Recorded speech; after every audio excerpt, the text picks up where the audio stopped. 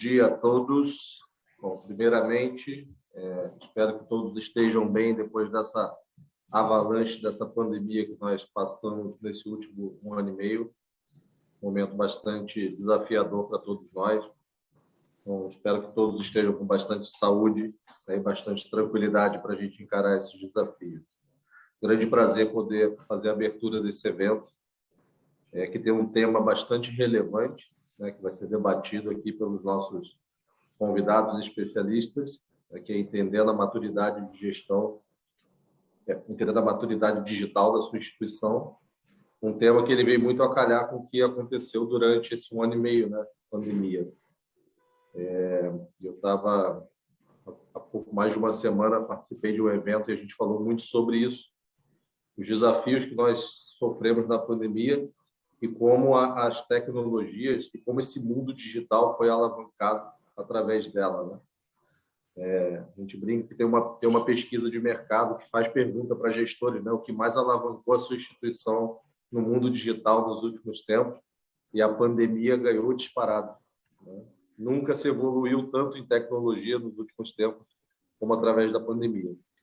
E virou um momento muito desafiador, acho que para todos nós, empresas de tecnologia, hospitais, operadoras de plano de saúde, porque muitos, quando a gente fala da maturidade do digital, muitos sequer ainda tinham algum nível de maturidade no digital, muitos sequer operavam no digital. E falando até, fazendo uma analogia aqui para dividir com vocês um ponto de vista de uma empresa de tecnologia, como é desafiador, por exemplo, você ter 1.800 funcionários que trabalham todos os dias dentro de uma estrutura física, que você controla o que eles estão fazendo, e de repente você tem que botar todo mundo em casa. Às vezes as pessoas não têm estruturas físicas para se acomodar, às vezes as pessoas não têm hardware, não têm internet. Então isso virou um grande desafio para todo mundo. Aqui na MV, por exemplo, nós tivemos que fazer isso com 1.800 pessoas, num intervalo de tempo muito curto, porque, em paralelo, nós tínhamos 2.500 clientes rodando na ponta, precisando do nosso apoio. Então, e na mesma proporção, eu vi os meus clientes, os nossos clientes, o mercado se movimentando para fazer também essas ações. Hospitais tendo que construir estruturas digitais de faturamento, que era uma coisa que sempre era presencial, estruturas financeiras remotas para fazer a parte financeira. A única coisa que não fugiu muito foi a parte clínica assistencial, porque esse é o front do negócio. Mas, na prática, a gente viu isso muito acontecer. Então, acho que foi um turbilhão, uma loucura para todo mundo e muito desafiador.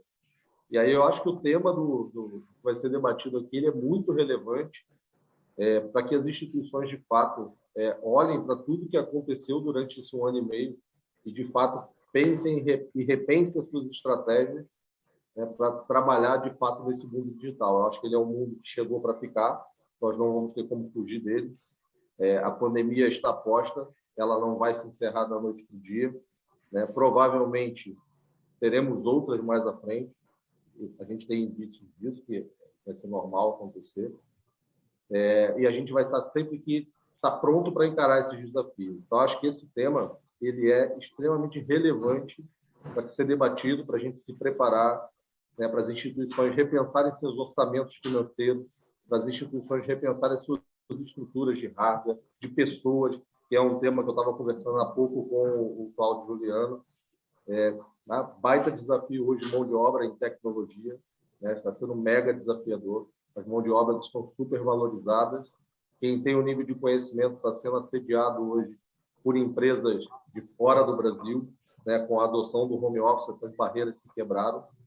Então, até para criar a maturidade digital, nós vamos também ter um desafio que é com que mão de obra nós vamos fazer isso. Nós vamos ter que formar muita gente, nós vamos ter que preparar muitas pessoas, vamos ter que investir muito para aderir a esse grande movimento.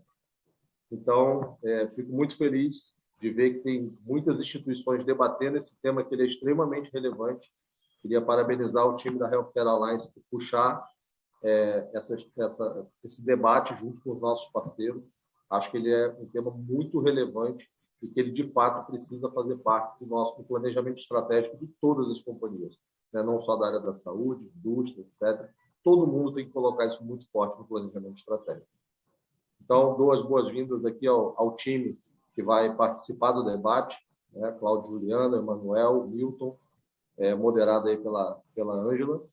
Desejo a todos vocês um excelente debate, desejo a todos que estão participando um excelente evento. Gostaria muito de poder continuar aqui com todos vocês, mas eu tenho um compromisso, tenho que fazer uma viagem na sequência, vou precisar me ausentar, mas tenho certeza que vou ser muito bem representado por todos aqui. Então, pessoal, muito bem-vindos, muito obrigado e sucesso no evento. Ângela, passo a palavra para ti. Jefferson, muito obrigada, vai ser ótimo, eu tenho certeza, e a tua contribuição, não tenha dúvida, que foi exemplar aqui. Muito obrigada, viu? Uma ótima viagem para você, um ótimo compromisso. Nada, obrigado, gente. Bom dia. Bom dia a todos, eu sou Ângela Lopes, gerente de canais e parcerias aqui da Healthcare Alliance, e hoje, dando continuidade na conversa que o Jefferson puxou, né? A gente vem trazer esse tema que é a transformação digital no ambiente da saúde, um tema extremamente rico, difícil de falar, difícil de se viver, né? E nós vamos trazer um pouquinho da experiência do que nós temos feito no mercado, em parceria com a Folks, e trazemos dois grandes representantes desse trabalho que a gente tem feito aqui. E vamos falar sobre o Programa de Aceleração Digital em Saúde, que é um incentivo que nós temos da parceria Folks e Healthcare Alliance, que visa identificar a maturidade digital das instituições e apoiar o processo de transformação baseado em metodologia, tendo em vista toda essa criticidade do momento que estamos ainda vivendo, do momento, do ambiente crítico que e dos processos críticos que são as instituições hospitalares e o mercado que existem tantas soluções disponíveis, né? Então, o gestor, nessa hora, ele pensa, o que eu vou priorizar, né? Qual é a melhor solução para a minha instituição? Como atender ou resolver essa minha dor, né? Qual é o retorno sobre o investimento? Então, são perguntas que nós e os gestores diariamente nos fazemos. Então, é com base nisso que a gente traz o tema para ser discutido, e a vivência de todos que estão aqui vai ser muito importante vocês conhecerem o que está sendo feito e as dificuldades que existem, né? Não tenha dúvida. Então, cada etapa da transformação é como um bloco, que a gente pode ir acrescentando aos poucos, fortalecendo a instituição nos seus desafios diários, né? Então, o que a gente busca diariamente numa instituição? Transformar a jornada do paciente, que ela seja mais assertiva, que ela seja mais ágil, que a gente tenha uma equipe assistencial e médica totalmente dedicada ao paciente, mas também olhando para o retorno financeiro para a instituição, né? Então, investir em transformação digital é investir na agilidade da instituição e na segurança. Basicamente é isso. Para dar andamento nessa conversa, que tenho certeza que vai ser muito rica, nós temos aqui Cláudio Juliano, CEO da Folks, Milton Alves, diretor de TI da Santa Casa de São Paulo, e o Emanuel Toscano, superintendente de operações da ACD. Eu deixo a palavra com eles e fiquem à vontade de fazer as perguntas que vocês querem, mas vamos abrir, Cláudio, com você, por favor. Obrigado, Ângela. Obrigado a toda a equipe da Healthcare Alliance por ter concebido junto conosco essa ideia de compartilhar um programa de aceleração digital que a gente tem trabalhado em parceria, né? Obrigado aí o Milton também, o Manuel estarem aqui junto conosco para a gente debater. Para mim, uma pergunta-chave também, já deixando aqui para a gente ir pensando, que é como acelerar, né, a transformação digital na área de saúde. Todo mundo quer ser digital, não tenham dúvida. Se você perguntar, como o Milton falou há pouco, para a mãe dele de 85 anos, ela quer ser digital. Então, um hospital centenário quer ser digital. Um hospital recém-construído quer nascer digital. né? Então, o desejo de ser digital é comum a todos que trabalham na área de saúde, a todas as instituições, né? E a gente vem sempre conversando de como fazer isso, né? E lembro também o como tem que olhar o todo. Não é só implantar, por exemplo, o MV e achar que toda a transformação digital acabou. Não por conta disso, a MV iniciou a Healthcare Alliance, né? Está aqui falando a parte da Ângela, mas na ideia de que é preciso pensar no todo, né? Pensar em equipe, pensar em infraestrutura, em segurança da informação, pensar em práticas digitais, pensar o processo digital, né? E, portanto, é muito mais amplo do que uma ou outra solução. Por isso que muitas vezes a gente começa a falar de digitalizar serviços, falamos de transformar os serviços, e num livro recente do John Halanka, que eu gosto muito, tenho sempre citado o John Halanka, que é o presidente da Mayo Clinic Platform, que é uma iniciativa de revolucionar digitalmente o setor de saúde. Olha o termo, revolucionar. Enquanto a gente está pensando em digitalizar serviços ou transformá-los, tem alguém já olhando assim, como revolucionar? Como nascer totalmente diferente, né? Como é que a gente consegue colocar uma tecnologia que vai ser um novo negócio? E é exatamente até o papel do John Halanka na Mayo Clinic. É pensar um novo negócio de saúde usando intensamente a tecnologia digital. Ou melhor, não só usando, a tecnologia digital é o próprio negócio dentro dessa estratégia de plataformas digitais de sistemas de saúde, né?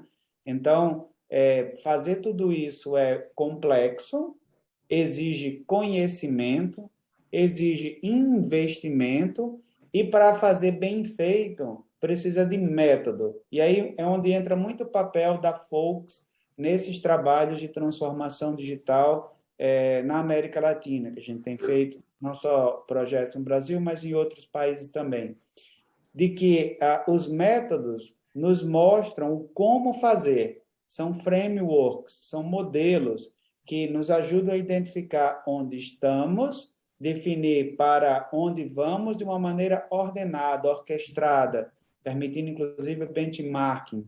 E por isso que o Programa de Aceleração Digital em Saúde foi criado, tem a sigla de PADS, né, aqui na parceria da Focus com a Healthcare Alliance, para tentar partir de um início de uma avaliação simplificada, baseado no Índice de Maturidade Digital da Folks, que convida até todos vocês a responderem, participantes do PADS ou não, vocês podem entrar no site da Folks, entrar na parte do Índice de Maturidade Digital e saber o seu nível de maturidade digital, né? Qual é? De 0 a 100, vocês que estão conectados conosco hoje. Se vocês colocam numa escala que é didática, né, de 0 a 100%, onde é que vocês estão? Eu estou no primeiro quadrante, ali nos 25%, estou começando a jornada digital. E lembrem, não vale dizer que é 60%, porque tem um MV todo implantado. Não é isso, hein? Transformação digital, maturidade digital, é muito além disso. Então, quem quiser, pode, até colocamos aí no chat, o Vitor, que também é parte aqui da equipe, colocou no chat aí o link para vocês. E o PADS é uma abordagem bem interessante, a gente vai desenvolver um pouco esse assunto. Mas eu quero encerrar essa introdução dizendo, é complexo, não é só uma única solução, tem que fazer com método e tem que acelerar. E tem que medir, né, Cláudio, também, né? A gente não pode esquecer, tudo que a gente implementa, a gente tem que medir para ver se deu certo, né? E fazer o acompanhamento de todo esse processo durante essa evolução, não tem como ser diferente, né? E aí, assim, Milton, você que viveu esse diagnóstico no último mês, né? A gente fez o diagnóstico lá na Santa Casa. Queria que você passasse um pouquinho dessa tua vivência, as dificuldades, o que você tinha antes e a visão que você tem hoje. Eu acho que é de extrema importância você passar essa visão, por favor. Bom, bom dia a todos. Né? Bom dia. Muito obrigada, né? Muito obrigada por estar aqui, viu? Eu queria justamente agradecer pela oportunidade de estar aqui, conversando com vocês e até, como você está falando, dar um testemunho dessa questão da nossa avaliação. Voltando um pouco no tempo, como que começou, né? Para até a gente entender por que eu estou aqui, por que a Santa Casa que eu represento está aqui. A gente lembra, Ângela, a gente estava numa reunião, eu, você e o Alan, e aí eu comentando de aquelas ações que a gente toma, ações, iniciativas voluntariosas, vamos diminuir papel, acho que todos nós que estamos aqui, todos que estão escutando, acho que já escutaram isso em algum lugar, já tentaram, talvez, a gente sabe de casos de idas e vindas, e aí eu estava passando para vocês eu relutava, porque a gente... Como diretor, claro, como TI representante, a área de negócios fala não tem mais sentido, é ser papelada de um lado para o outro, falando, como o Cláudio falou, e eu tendo um prontuário eletrônico, né, da MV. Tudo isso são questões que nós, colegas de TI, passamos. Então, nós estávamos naquele momento, naquelas ações, vamos levantar o ROI para tentar diminuir a impressão, lembra a Ângela e o Alan, acho que vai lembrar também. E aí vocês falam, para. Então, porque eu não estava confortável, porque eu sabia que tinha tudo para ser uma ação que, se desse certo, seria um pequeno resultado e que não está, e até está no bojo da transformação digital, mas é um pequeno elemento. E aí vocês me sugeriram, então, essa avaliação da Folks. Nós passamos por ela, para essa avaliação de maturação digital, e aqui é o meu testemunho, com muita tranquilidade, com muita responsabilidade. Foi excelente o retrato, porque eu mesmo, e não só eu, mas a instituição, a Santa Casa, tinha uma outra visão. Talvez influenciado pelo que você falou, pelo que o Sadoz falou, poxa vida, pelo que o Cláudio falou, eu tenho prontuário eletrônico e eu mesmo presencio muita aderência ao nosso prontuário eletrônico. A nossa Santa Casa, todos sabem, é um gigante, a gente tem algumas unidades de internação, que a gente tem 8 estações voltadas para a prescrição e eu presencio fila em micro para as pessoas alimentarem a informação.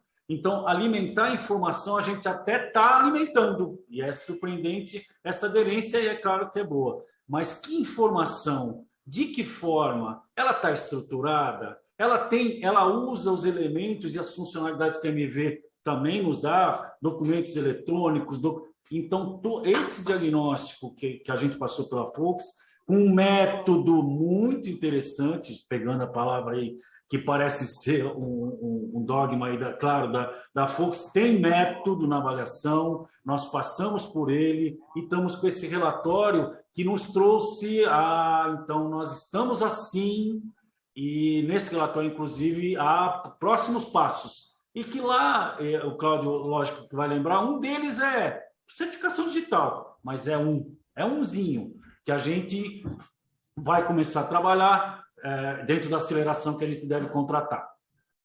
É isso, Ângela. E Milton, contribuindo aí com o teu depoimento, muitas vezes a instituição ela tem a visão de que comprando tecnologia, ela comprou as últimas coisas, as últimas soluções, que ela está madura digitalmente, e não é isso. Longe. Muitas longe vezes. Disso. A maturidade ferramenta, né? Ferramenta, a maturidade ela envolve a ferramenta adquirida, os processos e as pessoas, né? Se a gente não tiver tudo isso junto, é o que o Cláudio acho que vai falar, né, Cláudio? Não, isso é porque vocês falaram agora das pessoas, né? E pensando no processo que a gente até fez na Santa Casa, foi excelente ver a participação de vários gestores, né, Milton? Que é parte do método, sem dúvida, do engajamento dessas lideranças, porque outro chavão aí que eu tenho usado, Milton, é o seguinte: transformação digital não é coisa de TI. Eu concordo, perfeito. Eu concordei de cara quando você falou. Concordei de cara, perfeito. Por isso, na Santa Casa, a gente falou com coordenadores, gerentes, diretores. O número 1, né, com a doutora Dulce, acho que foi muito proveitoso, não foi assim diferente na ACD, daqui a pouco o Emanuel vai falar, mas é indicativo de maturidade digital um processo de governança, de liderança da liderança digital destes gestores, né? Então, é fundamental para ser maduro, para conquistar a transformação digital, para acelerar que a gente tenha esses gestores, primeiro capacitados e depois engajados na área de saúde digital. Aqui, Cláudio, Ângela, dá licença, só para reforçar mesmo, vocês da Folks colocaram no relatório, você mencionou essa participação, essa atividade dos nossos gestores, porque é essa ansiedade que eles têm para que eles sabem que eles estão com uma ferramenta na mão, muitas vezes até uma ferramenta além do que eles precisam, e eles querem, desejam melhorar, desejam otimizar. E aí o método da Folks ajudou a trazê-los, e aí eu considero e julgo que o resultado foi o retrato fiel da nossa situação, sem exagero, certo? Que bom. Vou pedir para o Emanuel agora falar um pouquinho, Emanuel, como foi lá na ACD, a sensação de receber o resultado, as dores que vocês tinham anteriormente, o que vocês enxergaram com a aplicação do diagnóstico. Olha, Ângela, em primeiro lugar, eu agradecer a participação, né, nesse evento. Acho que é um debate super atual, importante, esclarecedor. Eu vou falar uma coisa aqui, que o relatório nos trouxe a seguinte percepção: nós passamos a conhecer a nossa ignorância. Entendeu? Exato, porque, veja, ao longo do tempo, nós desenvolvemos o nosso planejamento estratégico, e colocamos um plano de desenvolvimento de TI no nosso radar, nós investimos muito ao longo do tempo, melhoramos muito os processos, não tenho dúvida que nós avançamos muito em diversos aspectos, seja infraestrutura, sistemas e a mentalidade digital. Porém, nós tínhamos um longo percurso, temos ainda um longo percurso a fazer, só que esse percurso ele tem algumas, imagino, algumas ciladas, alguns abismos e alguns perigos aí. Especialmente falando em aceleração, quando você acelera alguma coisa, o perigo aumenta, certo? Porque pode ter na frente uma curva mais acentuada, pode ter uma ponte mal construída, pode ter, enfim, um pedestre passando à frente. Então, a gente agora, nosso estágio de maturidade, nós estamos no meio do caminho. E que bom que houve essa oportunidade de fazermos esse diagnóstico, porque daqui para frente o percurso vai requerer muito mais atenção, profissionalismo, para evitarmos o que eu chamo de modismos, né? Eu lembro que nós fizemos em 2018 um projeto de reformulação de todo o processo de atendimento na área de reabilitação aqui da CD, que tem, só aqui na unidade de Ibirapuera, nós temos 27 mil atendimentos por mês, então é muito complexo. E nós fizemos um processo de reestruturação e nasceu daquela reestruturação um monte de projetos de aceleração digital, de envolvimento, de inclusão digital, né, no nosso processo, e aí surgiu várias tentações de aplicativos. Era a moda do aplicativo, né? Todo mundo falando de aplicativo, só que depois, no futuro, se provou assim, poxa, mas como é que vai ser o pós-venda desse aplicativo? Como é que é a estrutura dessa empresa que está propondo? E aí, infelizmente, naquela época, nós conseguimos nos livrar dessas tentações e implantamos outras coisas. Porém, ficou uma lição. Existem muitas oportunidades de relacionamento com o cliente nós temos subinvestimentos nessa área do relacionamento do cliente, do paciente, na interação dos processos assistenciais, seja preditivos ou pós-tratamento também, né? Então, nós temos um vasto campo para percorrer. O relatório trouxe esse método que o Cláudio usa como mantra, né? E fomos assim bastante felizes em notar que, poxa, temos uma possibilidade de evoluir com mais cuidado, numa direção certa, evitando investimentos desnecessários, porque os investimentos são cada vez mais restritivos. Então, portanto, nós temos que escolher os investimentos com muito mais sabedoria, né, para tirar o máximo de proveito da tecnologia e não cair naquele encantamento, achando que a tecnologia puxada pela TI vai resolver todos os problemas. Não, tem que ser um processo da maturidade institucional, olhando para uma solução de um problema real, sabendo com consciência os resultados esperados. Lógico que nem sempre isso é tão fácil de medir como o Milton já colocou, e você também colocou, Ângela. Sim. O desafio, né, de como mensurar o resultado da aplicação. Então, assim, Mas é uma aceleração controlada, né, Emanuel? controlada. Sim. Acelerar se faz necessário, mas você tem que ter uns controles, né? Algumas situações que você tenha o processo na tua mão, né? Exatamente.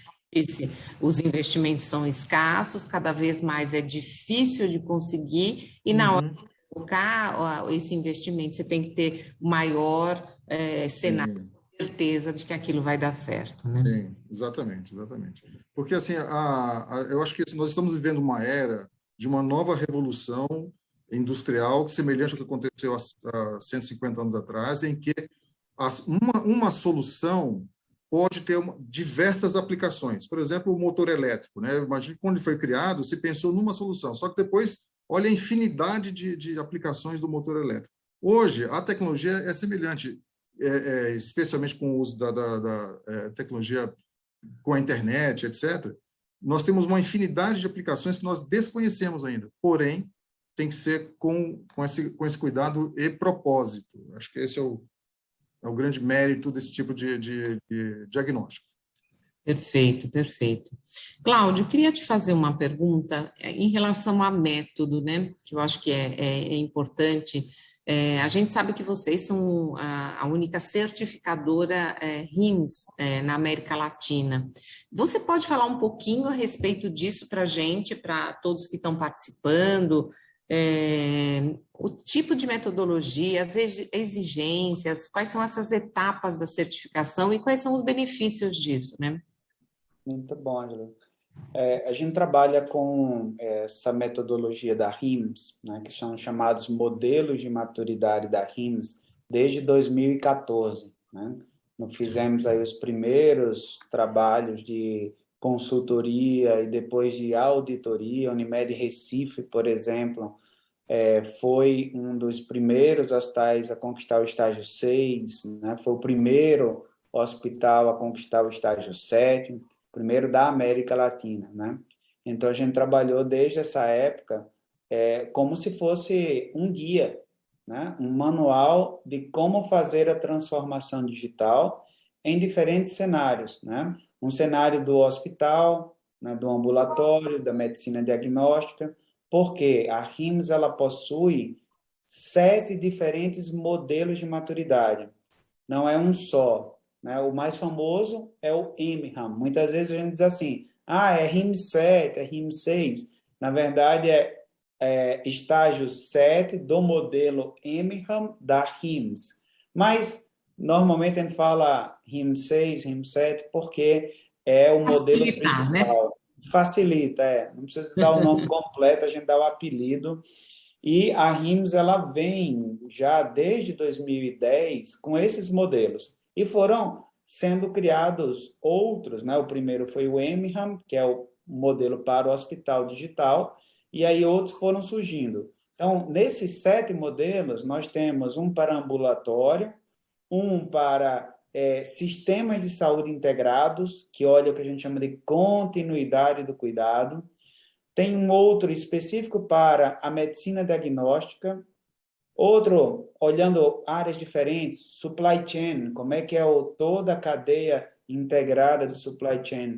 Um outro para analytics, porque a gente precisa usar a informação para melhorar o nosso processo. E tem um outro voltado especificamente para infraestrutura computacional E esse conjunto dos 7 modelos nos dão um mapa muito preciso de onde estamos.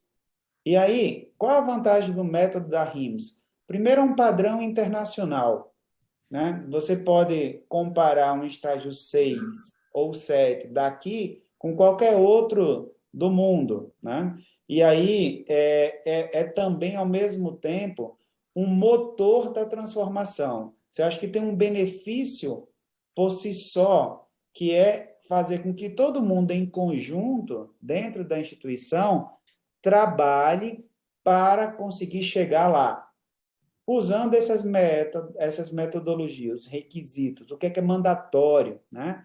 E aí, para mim, o grande benefício por si só, né? Que é fazer todo mundo enxergar uma visão única e um método para chegar lá. Todo mundo se engaja, todo mundo trabalha, o CEO dá a missão institucional, é por ali que a gente vai. E esse por ali que a gente vai é o caminho que são conduzidos pelos requisitos. Uhum. Ter um hospital estágio 7 representa o seguinte, é um hospital que tem todo o chamado circuito fechado da administração de medicamentos 100% automatizado. Então, o médico prescreve através de uma solução, né, de uma prescrição eletrônica com apoio à decisão clínica. Você tem a farmácia clínica revisando com a ajuda do sistema a prescrição. Você, depois disso, tem o ciclo da separação e dispensação do medicamento com ou sem dispensadores automáticos e você tem a checagem à beira-leito. E rastreável, né? E todo esse processo Rastreável, rastreável, né? altamente rastreável, tudo pelo sistema, garantindo segurança do paciente. Aí eu destaco um benefício fundamental, fantástico, que é a segurança do paciente. O circuito fechado da administração de medicamentos, que é um requisito primordial do modelo da RIMS, sendo bem ousado, praticamente zera os eventos adversos graves do ciclo da medicação. Porque além da checagem, vamos dizer, manual, feita pelo próprio profissional, a checagem e todo o processo de rastreamento pelo sistema aumenta em muito a segurança do paciente. Tanto isso é verdade que tem um estudo publicado na Nature, na versão chamada Digital Medicine, feito com 200 hospitais do Reino Unido. A conclusão desse estudo, muito bem feito, aliás, é que quanto mais maduro digitalmente, maior é a segurança do paciente. Tá? Então, isso quer dizer que ser estágio 7, um benefício concreto, real, é segurança do paciente, redução de eventos adversos. E um outro benefício, já pegando outro exemplo, que também é requisito, ao tornar o hospital 100% paperless, com todos os processos rodando de maneira eletrônica digital, o hospital ganha eficiência operacional. E ao ganhar eficiência operacional, reduz custo e até mesmo aumenta a margem. Aí vem um outro estudo aí feito pela RIMS, que mostra que os hospitais estágio 7 possuem uma margem operacional maior do que os demais, por conta do ganho de eficiência operacional. E, para terminar, a gente ainda poderia citar um benefício que foi estudado pela CLAS. A CLAS é uma entidade também americana, por exemplo, a AMV é líder do ranking de prontuário para a América Latina, mas a CLAS tem uma outra área que chama Arco Colaborativo, na qual a Focus também é um parceiro para a Latam, e aí a CLAS, em parceria com a RIMS, fizeram um estudo para ver o grau de satisfação da equipe assistencial em relação ao prontuário, né? E adivinhe, mais um benefício do estágio 7 da RIMS. Os médicos são mais felizes no hospital digital. Tá? O nível de satisfação da equipe médica é muito maior no hospital estágio 7, representando ali o hospital digital. Então, resumo, o modelo da RIMS traz vários métodos, é um engajamento coletivo da instituição, traz benefícios reais e concretos ao levar o hospital ao nível de um hospital digital, que são benefícios do tipo segurança do paciente, redução de custos, ganho de eficiência operacional, satisfação da equipe, tá? Todo hospital quer isso, né? E é isso que a tecnologia pode entregar. Perfeito. E falando no último ponto que você citou aí, eu jogo uma pergunta para todos, né? Que é assim, a transformação digital obrigatoriamente gera um custo para a organização, obrigatoriamente. Nós chamamos de custo porque você vai dispor de um dinheiro, mas ele é um investimento. Como é que a gente consegue recuperar isso, Cláudio e Milton e Emanuel? O que vocês têm de ideia? Porque, na verdade, todo investimento feito, você tem, como eu falei no início, você tem que medir para ver os benefícios que todo esse investimento trouxe, né? Então, queria ouvir um pouquinho de vocês. Se eu puder me antecipar, posso? Lógico, lógico. Até porque eu só vou fazer isso, eu não vou responder, eu vou continuar a sua pergunta. Essa é a pergunta, literalmente, de 1 milhão, né? Porque, é verdade. Assim, como é que a gente consegue medir esse retorno do investimento concretamente? Tudo que o Cláudio acabou de falar, dezenas de coisas de segurança do paciente, qualidade e benefício inegáveis, né? Inquestionáveis. Mas nós aqui somos financiados pelo SUS, né? E a CD também, praticamente. Então, e aí agora? Como é que eu e aí entramos? Como é que eu dou o primeiro passo, segundo, terceiro, dentro de uma aceleração, e aí, pegando de novo, Emanuel, uma aceleração coerente com a instituição, não adianta eu sair a 300 por hora, eu nem sei se eu tenho recurso para isso, e eu também, apesar de saber com o método que tem uma curva daqui, pode ser que não seja uma velocidade que eu esteja preparado, ou a instituição não está. Então, essa é uma pergunta que eu faço, eu estou com a mesma dúvida que você, Ângela. Como é que eu vou medir esse retorno? Se falar para mim de concreto, Milton, paperless, opa, vou fazer o ROI, é básico, né? É aquelas planilhinhas que tem em qualquer lugar. Bom, vou diminuir a impressão, 25%, pago tanto de auto, mas isso é, de novo, aquele pedacinho do paperless. E como é que eu vou medir toda essa qualidade? Como é que eu vou trazer isso no papel? De que forma? Eu só vou perguntar, não vou poder ajudar muito nessa resposta. Emanuel, contribui com a gente aí. Não, eu compartilho, eu sou solidário à dor do Milton também, é difícil. É verdade. O que a gente usa aqui, a gente vai cair nas planilhas, não tem jeito, e é projeto a projeto, né? Eu vou dar um exemplo, porque tem coisas objetivas a medir, por exemplo, redução de impressão, redução de headcount, por exemplo, nós implantamos aqui, se não me engano, nós já estamos no 7º robô de automação de processos. Já temos aqui aqueles processos administrativos repetitivos de interface, por exemplo, a agenda do SIGA, que é a agenda do município de São Paulo, nós colocamos um robô atuando. Um robô para fazer, perfeito. Compartilhando lá, trocando dados, transpondo a agenda do nosso sistema, que é o TASI, para o SIGA, do SIGA para o TASI. Ou seja, nós tínhamos um time grande de pessoas fazendo esse trabalho meramente repetitivo, né? Colocamos isso na interface com os convênios médicos também, solicitando autorizações, etc. Então, esse tipo de tecnologia, ele tem um impacto direto na mão de obra, em termos de quantitativo. Então, você aumenta significativamente a produtividade. Então, a gente mede a produtividade. Óbvio, no cálculo do ROI já vai ser embutido esse tipo de análise. Mas tem coisas que são difíceis. Por exemplo, o projeto de telemedicina. O projeto em si de telemedicina, para nós, ele é deficitário. Se você considerar o tanto que nós investimos, que foi investido em relação ao volume, é deficitário. Porém, a gente conseguiu atingir qualidade na atenção e permitir acesso a pessoas, que isso é um resultado imensurável. Vou dar um exemplo. Olha, por isso que eu falei de conhecer a nossa ignorância. Quando nós passamos a adotar a telemedicina, o óbvio fizemos primeiro, que é consultas médicas consultas algumas consultas de enfermagem. Só que aí fica um dilema. Como é que nós vamos fazer, que é o nosso grande volume, consultas de fisioterapia por telemedicina? Como é que você faria? De cara, nós imaginamos, poxa, é impossível fazer. Só que nós notamos que existiu um grande benefício. Nós começamos a fazer, apostamos na ideia. Na verdade, existem instruções que os fisioterapeutas podem passar para os pais para fazer os exercícios, alguns tipos de exercício em casa.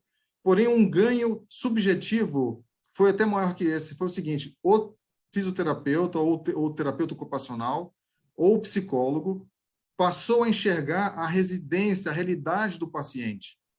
E aí ele começou a entender melhor as dificuldades daquele paciente. Os problemas que aquele paciente tinha. Exatamente. Entendeu? Então, assim, é um ganho intangível que melhorou o impacto na experiência do paciente quando ele vem aqui presencialmente. Então, como né, não dá para... não dá para medir, né? Agora, um outro aspecto também que a gente nota que o Cláudio comentou, dos médicos ou dos profissionais que trabalham em hospitais mais digitais são mais felizes. Sim, porque existe existe uma leveza no processo, né? E mais agilidade. Medir essa agilidade, essa leveza no ambiente de trabalho é complexo. Porém, é algo que talvez seja um desafio a gente partir para medir isso, mas eu acho que tem aspectos não tangíveis assim tão diretamente, mas que um olhar do gestor vai perceber que está havendo ganhos aí significativos. Uhum. O meu alcance é esse. Eu não sei se o Cláudio aí tem um coelho na cartola para medir essas coisas. Acho que ele vai falar um pouquinho a respeito disso, Cláudio. Então, aí vocês agora querem que eu responda uma pergunta de $1 milhão. Tire o coelho da cartola, né, Cláudio? Bom, coelho na cartola, mas não é mágica, não. De fato, quando você analisa essa questão, e eu tenho trabalhado muito sobre isso, de como é que a gente consegue comprovar que é um investimento, que há um retorno mais mensurável. Porque, de uma visão estratégica, todos nós acreditamos que ser digital é uma boa. Eu comecei a nossa conversa de hoje falando isso. Se perguntar para qualquer um, a resposta vai ser sim. E a pandemia também, o Sadoz falou isso, impulsionou. Então, todo mundo está de acordo no conceito e na visão de que ser digital é bom, traz benefícios. E aí tem estudos científicos, técnicos, que mostram que isto é verdade, né? A gente tem trabalhado até com a coletânea disto. A RIMS tinha antes um projeto, saiu do ar agora, mas tinha uma coletânea de artigos e cases chamada STEPS. Eram vários tipos de cases relatando economia, né? O S é de saving, né, de economia, o T era de resultados e tratamentos que tinham um resultado positivo, o E era de troca de informações, que mostrava que havia um aumento da troca de informações eletrônicas, o P era de paciente, o impacto no paciente, e o S era de satisfação, STEPS. Então, além disso, se vocês forem pesquisar literatura científica, você vai encontrar também muito artigo, né, publicado em bons periódicos, jornais científicos que comprovam, tem resultado. E tem outros até, pensando numa revisão sistemática, que tentam fazer, de fato, a comprovação com rigor científico maior. Aí tem algumas dificuldades quando se vai para uma revisão sistemática. De toda forma, há evidências que sim. E aí a gente pensou, bom, como é que agora a gente consegue transformar isso de novo num método, né? Para poder responder a uma questão que eu diria que não é frequente, ela é uma pergunta unânime, todo mundo quer saber isso. Porque é difícil você, às vezes, puxar o fio da meada, a certificação digital paperless, como o Milton deu o exemplo, é relativamente simples. Vou deixar de imprimir e vamos ver quanto eu pago, quanto é que eu economizo. Só que tem benefícios intangíveis até no próprio ato de ser paperless. também vai ganhar eficiência operacional, por exemplo. Vamos economizar tempo do médico? Vamos economizar tempo do enfermeiro? Quanto custa isso? E por isso que a gente, numa calculadora de ROI que criamos, a gente olha as seguintes dimensões e na seguinte lógica, né? Vai ser digital, ok. Então, você vai ter menos eventos adversos, tá? Ao ter menos eventos adversos, o seu paciente ficará, em média, né, esse paciente que complicava, menos tempo no hospital, vai reduzir um pouco o seu tempo médio de permanência. Por exemplo, o paciente não teve um caso de tromboembolismo, porque você aplicou o protocolo de TEV, o sistema ajudou nessa dinâmica do protocolo de TEV, portanto, você reduziu eventos adversos relacionados a tromboembolismo e você tinha, digamos, 10 casos ao ano, você passou a ter 2. Então, foram 8 que não tiveram. Foram 8 que não ficaram internados, muitas vezes, numa UTI. Foram 8 que foram para casa no tempo previsto. Então, você economizou diária, né? Você economizou medicamentos, custos com a equipe, então você teve uma redução e teve impacto no tempo médio de permanência. Então, a gente começa a sacar nestas dimensões alguns indicativos de ganho de eficiência da equipe. Por exemplo, tempo da enfermagem. Se você fizer uma conta simples e está na nossa calculadora, você vai economizar 2% do tempo de enfermagem, 2%, tá? Vocês não imaginam a quantidade de dinheiro que dá isso. Você pega 2% do tempo, vezes o valor hora da enfermagem, que não estou dizendo que se tiver algum enfermeiro conectado aqui, não estou dizendo que o enfermeiro ganha muito, não. Mas se você multiplica esse valor hora por quantidade de enfermeiros que você tem na instituição, quantos enfermeiros tem na Santa Casa, na ACD? 2% do tempo deles. Vai se transformar em dinheiro novo? Não, mas pode deixar de contratar um adicional de pessoal que você estava, porque você ganhou eficiência. Ganha-se também eficiência em headcount no ciclo do faturamento também. Você vai sair de lá de 50 pessoas revisando a conta, que tem um monte de ajustes a serem feitos, uma conta chamada conta suja, né, que tem que limpar, para uma conta limpa, que o sistema pode entregar melhor, porque tudo é digital, sem muita papelada, redução de headcount, né? E uma outra dimensão que a gente explorou foi a adesão a protocolos clínicos assistenciais, que também reduzem o erro, e ao reduzir o erro, reduz o tempo médio de permanência, que depois vai para um valor financeiro. Então, em resumo, pensar em ROI é olhar o impacto digital no processo, determinar que indicadores serão influenciados, transformar um indicador clínico ou operacional numa derivada financeira. A gente chega num ROI positivo e tem muita evidência para isso. Excelente, Cláudio, excelente. Eu acho que Seu coelho? Oi? Tirou o coelho da cartola, Manuel, tirou. E outro, 2% do tempo da enfermagem, nosso quadro aqui da enfermagem, dá para imaginar quantos são, né? 2% representa o quê? 2% a menos de burocracia que ela está atuando para 2% na assistência mais, né? Então, diretamente com o paciente, né? Está todo mundo feliz, né? Paciente, enfermagem, médico, sem dúvida, sem dúvida. Ok, perfeito. Muito bom, excelente, viu? E eu queria jogar mais uma questão para a gente discutir um pouquinho aqui, que é a transformação digital aproximando prestadores, né? E as fontes pagadoras, né? Porque hoje a gente tem muitos processos que eles são em papel. Agora as operadoras ainda têm toda uma transmissão eletrônica, né? Mas é um processo robusto, tenso, tem áreas de faturamento, por exemplo, que tem muito mais do que 100 pessoas trabalhando ali, cada uma de uma maneira. Como é que essa transformação digital pode ajudar? O Cláudio deu uma pincelada ali. Vamos falar um pouquinho disso. Quem quiser falar, podem. Bom, eu vou voltar um pouquinho no tempo, lá no passado, numa das iniciativas em um hospital que eu era responsável pela TI, a gente conseguiu, veja, eu estou voltando no passado para tentar exemplificar aqui. Não tenho do presente, portanto, muito a comentar.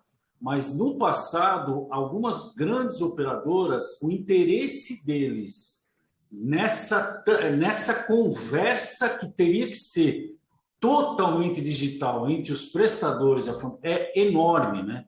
Porque eles estão gastando milhões com armazenamento, com papelada, e até na auditoria.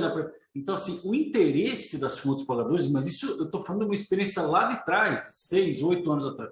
É lógico que tem. Hoje, até porque hoje eu sou eminentemente SUS, eu não vejo o que evoluiu, juro, nada, não vejo. Eu não consegui ver ainda SUS, né, Milton? Iniciativas da pré-auditoria vir fazer digitalmente. Algumas ferramentas, como até o Emanuel fala, tem umas ferramentas aí que já estão fazendo essa conta suja para limpa, enfim, a gente escuta. Mas, no meu julgamento, são iniciativas pequenas. Quanto à SUS, então, não vejo nenhuma, porque a gente está continuando a mandar, claro, eletronicamente para o DataSUS a nossa conta, mas imprimindo aquele bilhão de papel que fica arquivado em algum lugar. Então, assim, não vejo. E a oportunidade, de novo, é gigantesca, né? Não dá para entender. Então, talvez agora, com essa questão da transformação digital, a gente consiga avançar mais acelerado mesmo. Aí é para botar 200 por hora, porque não dá para entender como é que isso fica totalmente digital com todas as fontes pagadoras, inclusive SUS, né? Sim. Exato. Emanuel, queria te pedir a tua opinião. Tá. Aqui a gente passa pelo mesmo dilema, Milton. A gente tem SUS, né, também, e sim, a gente nota que, na verdade, o problema maior não é com o SUS, no nosso caso. Não. A gente tem os mesmos problemas, né? A gente usa a plataforma deles, funciona até que razoavelmente bem, porém, é uma papelada no background que você tem que manter, né, sujeito às auditorias, né, e são físicas, muitas vezes, né? Isso eu acredito que possa avançar muito, inclusive na questão do prontuário eletrônico do paciente do SUS, que nós temos a Carteira Nacional de Saúde. E é sim, muito usado, né? Por exemplo, compartilhamento de exames que já poderiam estar muito avançado, e é muito pouco. A gente, né, vamos fazer uma cirurgia do paciente aqui, a gente tem que fazer todos os exames. Novamente, muito provavelmente esse exame ele fez em outro lugar, né? E o que eles fizeram aqui poderia ser compartilhado, por exemplo, com uma UBS que acolhe esse paciente no pós-cirúrgico, né? Então, uma estrada, né, muito grande para se percorrer nesse sentido, que eu concordo com você que estancou, né? Nós vimos há algum tempo atrás avanços, né, na criação da carteirinha do prontuário eletrônico, mas não avançou. E veja só o quanto de dinheiro público poderia ser economizado se isso fosse se avançássemos nessa questão, né? Isso no ponto de vista do relacionamento com a saúde pública. Agora, a saúde suplementar é um dilema, porque assim, algumas operadoras avançaram no relacionamento, na troca de informações. A gente não usa mais papel para a maioria ou para as grandes, mas existem aquelas ainda que exigem o papel. Sim. Questão de ver a anotação lá no capiante para ver o que foi glosado. Checado, o que não foi, várias coisas. Exato, ver as bolinhas lá dos procedimentos. Sabe, tem coisas que são muito empacadas, porém, o nosso maior desafio é envolver a aceleração digital nesse relacionamento comercial com acordos comerciais mais inteligentes. Perfeito. De relacionamento comercial mais inteligentes. A gente vê muita resistência, por exemplo, a pacotes. Por incrível que pareça, a gente faz proposta de área global, demora muito para analisar, quando volta propostas assim indecentes. É verdade. Né? outros formatos de relacionamento mais inteligentes. Então, enquanto não mudar a mentalidade do relacionamento comercial, as coisas não avançarão muito. Então, eu boto nessa tecla. Porque a questão, eu tenho, todos os hospitais, você é testemunho disso, pela sua vasta experiência.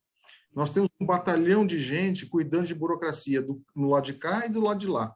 Sim. A gente precisa fazer esse diálogo para benefício do sistema de saúde.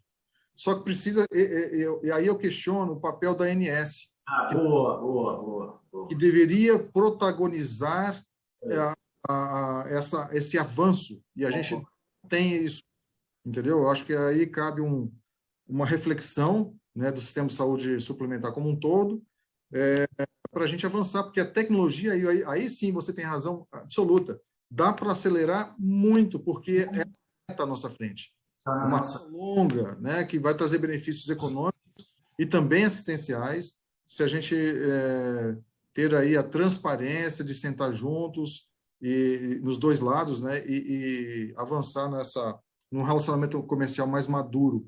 A maturidade digital tem que ser acompanhada com a maturidade comercial. Hein? Comercial, né?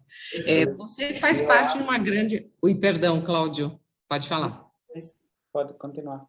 Não, é que eu ia falar, você faz parte de uma grande associação, né? E esse, creio eu, Emanuel, que pode ser levado, né?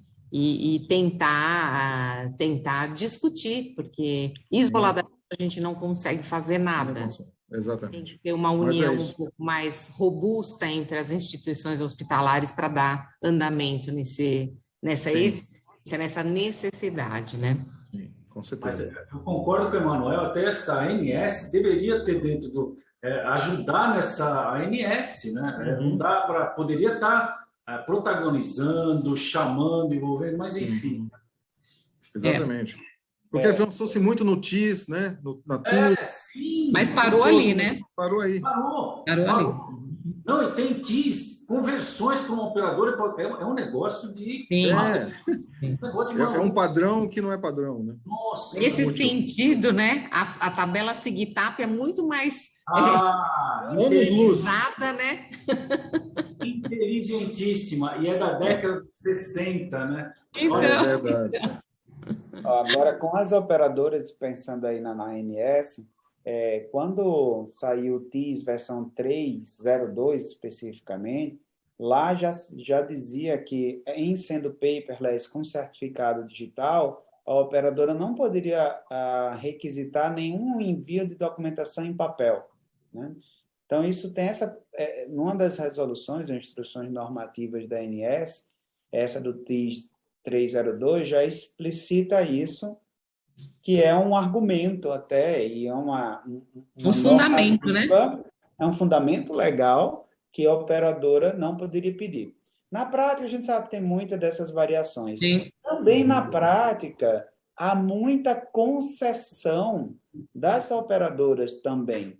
Porque imagine que tudo que o hospital envia para a operadora em papel, quando chega lá, de alguma maneira eles têm que digitalizar isso, nem que seja escanear, né? E usam lá um monte de coisa para tentar jogar esse dado para sistemas informatizados para poder ganhar produtividade na análise das contas. Então, parece até um contrassenso. Por isso que, na prática, muitos hospitais têm conseguido, com muitas operadoras, algumas mais abertas a isso, o intercâmbio de informações para fins de faturamento de maneira totalmente eletrônica digital. Né? E o que é mais curioso, pensando no Brasil como um todo, é que, em alguns lugares, a operadora A, ok, pode ser tudo eletrônica. E outros não. Não, mas eu estou falando da mesma operadora. Sim. Em Salvador aceita e em São Paulo não aceita. Como assim? Sim. Então, tem que negociar caso a caso com as operadoras, às vezes até uma queda de braço. Quem tem mais força vai ganhar. Né? Você tem grandes hospitais que, hoje, no seu ciclo ali do faturamento com a operadora, são quase que 100% digitais. E por quê? Né? Porque tem uma relação de força mais privilegiada para o hospital. Já que não há uma normativa que, apesar da TIS 302 que eu citei, uma normativa que diga, acabou, pessoal, não tem mais, precisa mandar papel. Evidência que obrigatória, né? Consultório, poxa, tem tantas evidências eletrônicas que podem ser melhor até do que um rabisco num papel, que eu acho que nesse momento tem uma instância na ANS chamada COPIS, que é o Comitê de Padronização da Informação em Saúde Suplementar. Eles discutem isso, mas eu acho que falta ali uma chacoalhada, dizer assim, chega, né? Vamos mandar tudo eletrônico, tem até mais rastreabilidade, segurança da informação, um pedaço de papel, certo? Que a gente rabisca qualquer coisa, rabisca em nome da mãe, quando é uma idosa, rabisca em nome do seu filho, né? Você rabisca quando está de acompanhante, e é aceito. Então, é falsa a afirmativa de que o papel é mais seguro, tá? O eletrônico é mais seguro, você tem mais evidências, tem muita jurisprudência, tem tudo para que a gente seja 100% paperless. Não, a disponibilidade da informação quando você está na via eletrônica é rápida, né? No papel, você vai buscar no arquivo, no processo que está arquivado lá dentro. Quando você tem tudo disponível eletronicamente, é de imediato. Então, até isso seria muito mais vantajoso, né? Mas nós estamos chegando ao final do nosso bate-papo aqui, que está extremamente bom, engrandecedor para todos, né? E eu queria ouvir de vocês como vocês enxergam o futuro da transformação digital em saúde no Brasil, né? Eu acho que a gente passou por um momento bastante difícil de pandemia, impulsionou bastante a aceleração e a transformação digital, mas o que vocês enxergam agora? O que vem pela frente? Bom, da parte nossa, lógico, enxergamos com muito otimismo.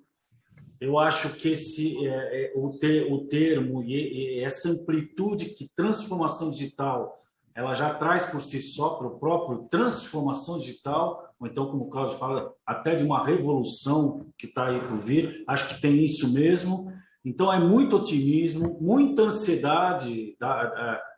Estamos na saúde há muito tempo, eu estou há muito tempo, então venho acompanhando essas indas e vindas, essa última que a gente falou das fontes pagadoras vai e volta, ou pelo menos não termina de uma vez, né? Então, a gente vê com muito otimismo. Aqui a Santa Casa, em especial, vê a oportunidade, e nesse momento, não dava para ser antes, nesse momento da gente planejar, já o fizemos, o planejamento do ano que vem, planejamento estratégico e o planejamento orçamentário, é claro, para o ano que vem a gente iniciar essa aceleração. A velocidade, a gente juntos, claro, com o board, a gente vai definir essa velocidade. Que passos a gente primeiro vai tomar? Primeiro passo, segundo passo, a gente vai seguir a orientação do relatório da Focus, que nos deu um panorama, primeiro do retrato da nossa maturação. Pelo que entendi, a gente está exatamente igual, nós e a ACD, temos um caminho enorme, metade do caminho pela frente, para a gente acelerar, para trazer todos esses benefícios que estão inerentes. Sem deixar claro, a gente tem que focar transformação digital com foco no nosso paciente. Nosso paciente é SUS, nosso paciente é atendido na UBS e o agendamento vem via agendamento lá cross para nós, cai na nossa agenda. A partir daí, desse momento que ele chega aqui, quer seja no ambulatório, quer seja numa internação, a gente tem que aproximar ao máximo, usando ferramentas, mas com muita cautela também, pegando aí o que o Manuel falou, porque é muito processo, talvez até menos ferramentas, e aí a gente tenta aproximar. Nós temos desafios gigantes do tamanho da Santa Casa. A gente atende ambulatório aqui, 40 mil pessoas mês. A gente tem um pronto-socorro aberto. Então, o pessoal do SAMU, ele para aqui, né? Então, quando a gente vê alguém cair de algum lugar, bem provavelmente, um dos poucos pronto-socorros abertos são nossos. Então, como é que a gente vai aproximar? Para vocês terem uma ideia da nossa dificuldade, até acho que cabe mais para outra, né? Nós estamos, então, implementamos a LGPD e a nossa chave que a gente adotou é o CPF, né? CPF. Uhum. E nós temos centenas de pessoas que chegam aqui sem documento. Sim. Então, assim, não, E aí, é impressionante. Então, assim, olha a importância da biometria, né, Milton? Talvez, Manuel. As nossas dificuldades são parecidas. Ótimo estar aqui, já me antecipo para o final, ótimo estar aqui discutindo com vocês. As dificuldades são parecidas. O pessoal chega aqui sem documento, ou então é estrangeiro, que chegou, sei lá de onde. Como é que eu vou cadastrar? Como é que eu vou mandar um aviso para ele de que eu estou com os dados dele, um termo. Então, é grande, é gigantesco, do tamanho que a transformação digital tem, porque ela é grande, tem gigante, a gente precisa, vou pegar a palavrinha do Cláudio, método, senão a gente vai andar em círculo mesmo, né? É isso. Então, muito otimista. Uhum. Tem algumas perguntas chegando, mas vamos escutar Emanuel e Cláudio ainda a respeito do futuro, da transformação. Eu acho que o futuro, a semente do futuro já está plantada, né? Acho que essa transformação digital, as aplicações das soluções digitais ainda nós desconhecemos sempre para onde vai, assim, quais são as soluções possíveis ao longo do tempo. Porém, eu acredito que a questão dos hardwares de diagnóstico em casa deve haver uma revolução nesse sentido.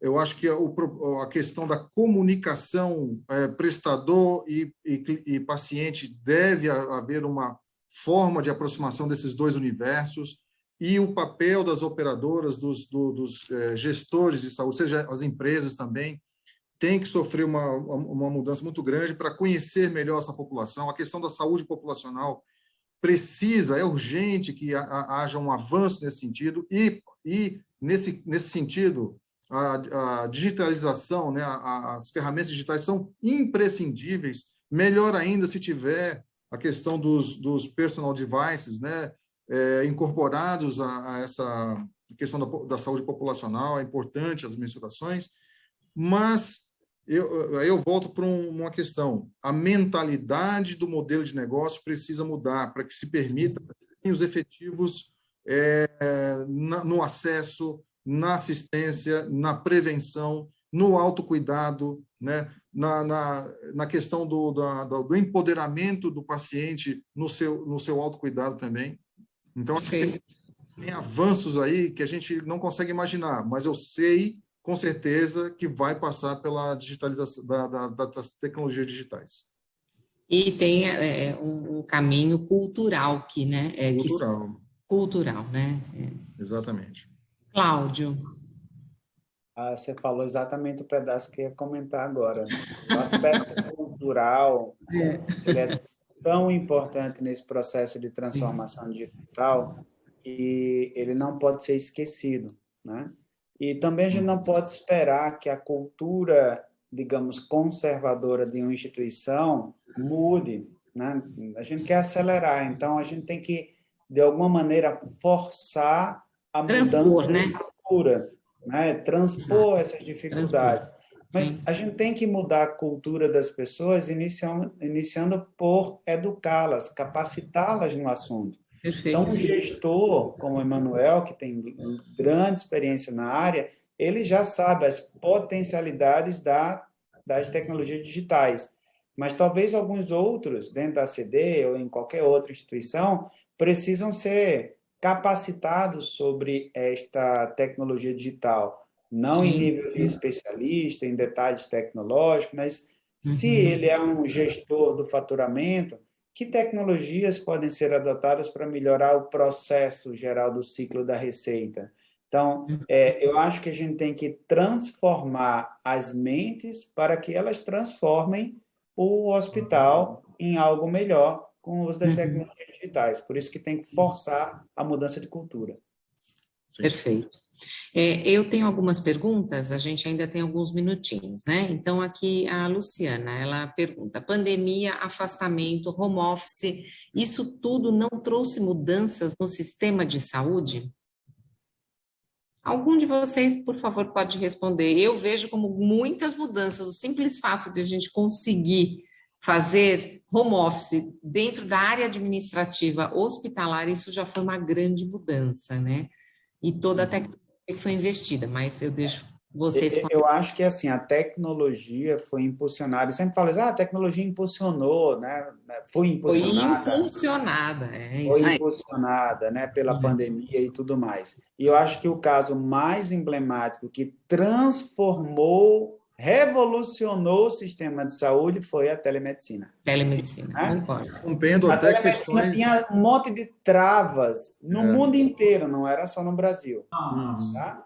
Então, se você for ver, pegando de novo o número da Mayo Clinic, eles faziam, no início da pandemia, do total de consultas ambulatoriais, 95% eram presenciais e apenas 5% eram remotas. Começou a pandemia, todas aquelas ondas e picos, teve um momento que era 90% remoto, 10% presencial para a teleconsulta.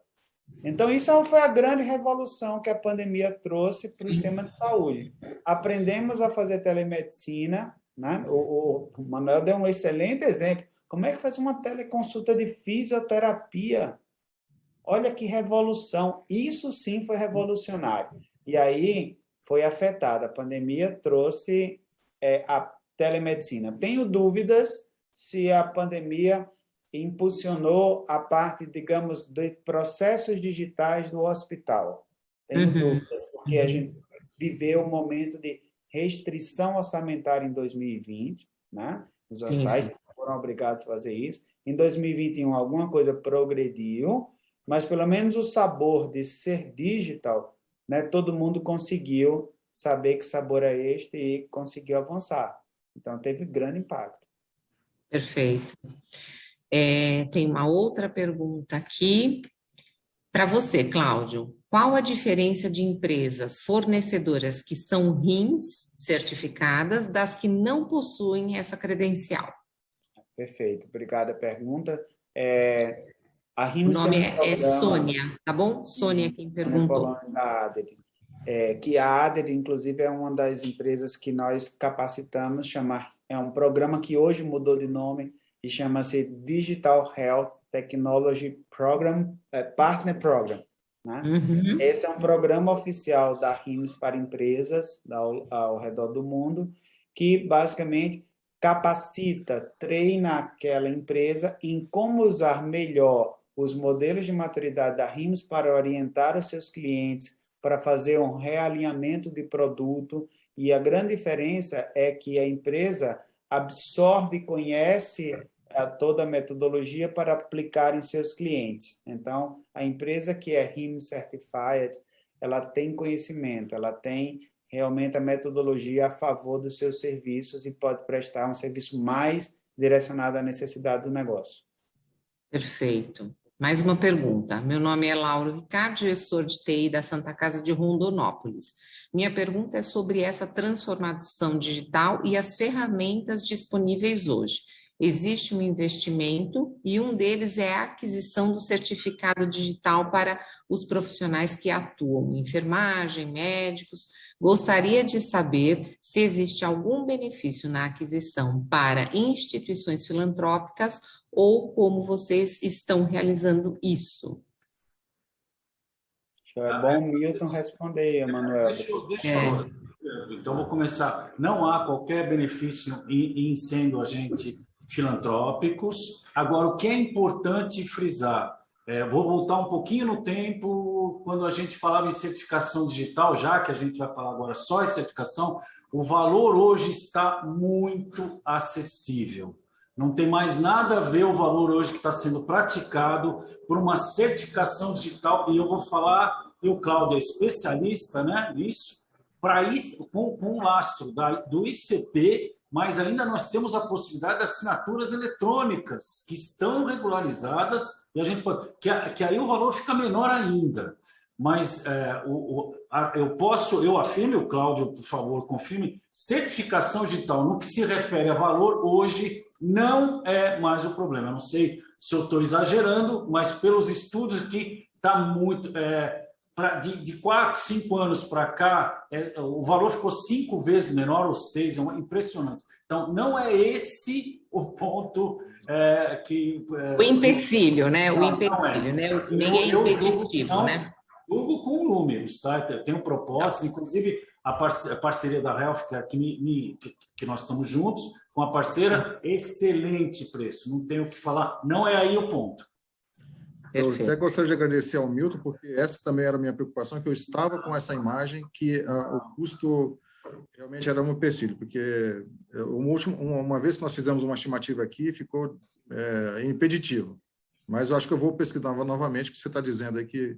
Manuel, impressionante, não tem de 2, 3 anos, é outro valor, o Cláudio pode confirmar. Eu até perguntei para o fornecedor, de novo, parceiro da Health, se estava certo o valor. Agora, há outros componentes, eu estou falando da certificação, há outros itens, há uma questão do teu RP, do meu RP, tem uma questão enfim, da própria licença para digitalizar, mas certificação digital em si não é mais o problema, julgo eu.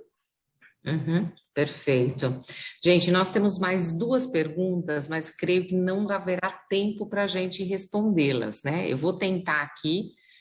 Pedro Magalhães gostaria de saber acerca da adoção de tecnologias de automação e robótica no ciclo logístico do medicamento e material médico, já que possibilita ganhos em termos assistenciais e financeiros internos para a instituição e na relação, inclusive, com os convênios, fruto da informação que pode gerar.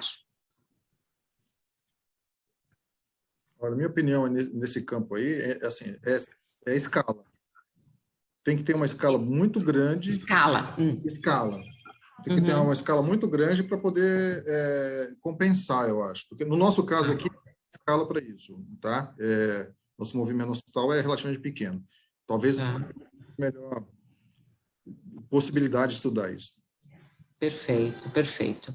E a última Raquel, da FEMEMA, também abriu as asas em relação aos processos digitais durante a pandemia e teve que passar por diversos momentos de reestruturação da cultura organizacional. Dentro da experiência de vocês, quais são os principais enfrentamentos que ocorrem nestes termos? Portanto, mediante a troca de um sistema de alto impacto, como o caso de um ERP hospitalar, por exemplo. Na verdade, isso é o que a gente lida diariamente, né? Exatamente. Eu acho que aqui, Raquel, tem vários enfrentamentos. Tem um enfrentamento talvez gigante, como você estava citando aqui, de implantar uma nova solução. E aí eu acho que o enfrentamento principal, que às vezes nem aparece, né, claramente no debate, mas o enfrentamento principal a ser feito o processo precisa ser diferente. Não pode querer encaixar um processo todo torto, ineficiente, porque ele vai ficar pior no sistema informatizado. Então, o enfrentamento passa por repensar as coisas. E o outro enfrentamento, e aí tem a ver um pouco com a cultura, a Ângela trouxe isso, que é aceitar um jeito diferente de fazer.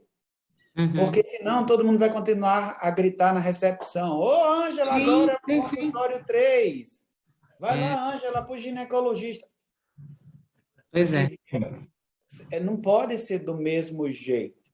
Vai ser diferente. E eu acho que o outro enfrentamento, que eu escutei também essa semana, adorei, é que tem que ter, tem que dar, como o colega colocou, uma proteção, olha só o termo, uma proteção psicológica ao risco, né? Foi o Elias Einstein, que a gente estava num debate sobre isso, e ele estava dizendo, bom, as mudanças e as transformações digitais têm risco. Tem risco de não dar certo, tem risco até para o paciente. Sim. Tem risco do processo ficar pior, de perder dinheiro. Então, o líder tem que dizer o seguinte, vamos pensar aqui no Milton. Milton, vai lá, faz isso. Eu sei que pode dar errado, mas eu estou aqui sendo seu sponsor dessa mudança. Então, o enfrentamento tem muita coisa a ser feita. Acho que a pergunta é fantástica. Daria horas para falar de outros. Mas Sim. fica o risco, né? Quem não arrisca, não petisca. Não petisca. Vale para cá. É verdade, é verdade. E tem uma última, Rodrigo, ainda temos um minutinho, dá para fazer? Teria como passar... alguém está pedindo o seu e-mail, Milton, olha só. Claro. Passar, né? Faço sim, claro. Tá bom. E quanto ao EPJ, me parece um investimento com grande relação custo-benefício. Os palestrantes concordam? Questão... Nosso departamento jurídico não foi submetido e não aprovou. Simples assim. Uhum. Isso é muito variável de acordo com o apetite ao risco do jurídico, nesse caso. Né? E aí, lembrando, saiu agora, no dia 30 de setembro, uma nova resolução do CFM dizendo médico tem que ser com ICP Brasil. Ao mesmo tempo, tem uma Lei Nacional de Assinaturas Eletrônicas, Lei Nacional de Assinaturas Eletrônicas, que dão algumas flexibilidades, assinatura simplificada, avançada e qualificada. Tá? O ECNPJ pode estar no contexto disto, mas precisa saber onde usar. Se um médico faz teleconsulta, é proibido usar qualquer outra coisa diferente de ICP Brasil. Se o médico prescreve remotamente, tem que ser ICP Brasil, está na lei. Tá? Então, você tem as normativas legais, as leis, você tem as resoluções dos conselhos que estão mais aqui embaixo. Tá? E aí dá um outro seminário só falar disso. Mas eu acho que a gente já está marcando, já estamos pegando uma agenda aqui com todo mundo, tá bom? Olha, tem vários elogios, agradecendo, o Fábio mandando um abraço para vocês, antigos amigos dele, ele não pôde estar presente com a gente, mas está acompanhando. Então, eu tenho que encerrar, infelizmente, a gente poderia conversar por horas ainda aqui. É um imenso prazer estar com vocês, muito obrigada, a Healthcare Alliance agradece de coração a contribuição que vocês fizeram e a todos os participantes, foi excelente, gente, muito obrigada, de verdade. Eu que agradeço a oportunidade, muito obrigado.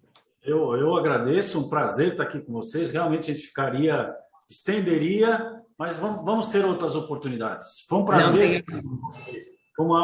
Pelo menos para mim foi um debate muito interessante e muito gratificante e aprendi demais. Ótimo, obrigado. Muito obrigada, muito obrigada. Cláudio, muito obrigada. Muito obrigada a todos. Parabéns, Ângela. Tchau, Cláudio, parabéns. Tchau. Parabéns a todos vocês. Muito obrigada. Obrigado, gente. Tchau, tchau.